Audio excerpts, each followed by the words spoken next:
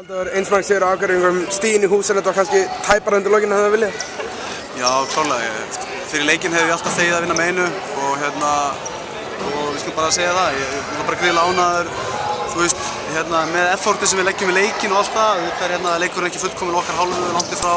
Hins vegar þetta besti leikur sem Akureyrar sýna sennilega af öllum sínum þeim leikjum sem þeir eru búin að spila núna í þessu móti.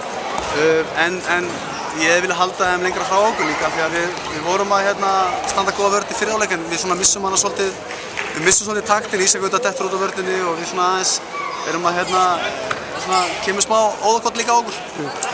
Það kannski sést líka í hálfleikstölunum 18-12 og það kannski staðan sem munurinn sem þið kannski hefðu viljað halda.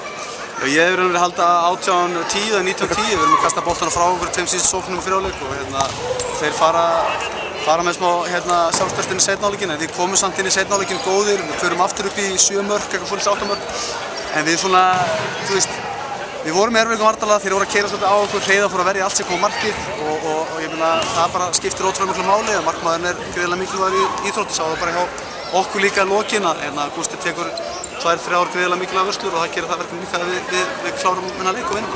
Það fer aðeins að minnka forskotið, aðeins að hitna undir Akureyringum snemma í seinni hálfleiknum. Hvað er það sem breytir leiknum? Breytir leiknum, raun og veru þeir náttúrulega þeir vinna nokkuð mörk niður og þeir fá smá trú á verkefnið og við erum þeir eru að ná að keyra á okkur, þeir allt inn, leikur allt inn hjá okkur á sama tíma meðan Hreiðar er að verja allt og við erum að tapa boltanum alltaf auðveldlega, við erum að taka mikið af skotum og klára þetta sóknum alltaf snemma, við erum að keyra það til seinni bylgju og við erum hver sókn annars bara 5-10 sekúndur, þannig að gefa okkur aðeins tíma en það kannski var það sem breytti leiknum, við breyttum honum bara svolítið sjálfur. En síðustu 5 mínúturnar þá er komin rosalegur hasar í leikinn, munar 2 mörkum og já, þetta var bara, hefði eiginlega ekki það styrkur með? Já, bara algjörlega, bara styrkur. Ég er mjög ánægður og mjög sterkt á okkur að bara klára leikinn. Með það líka, það var búin að vera mótlæti í seinni hálfleik og allt það, að frábært að ná þessi 2 stig sem eru gríðarlega mikilvæg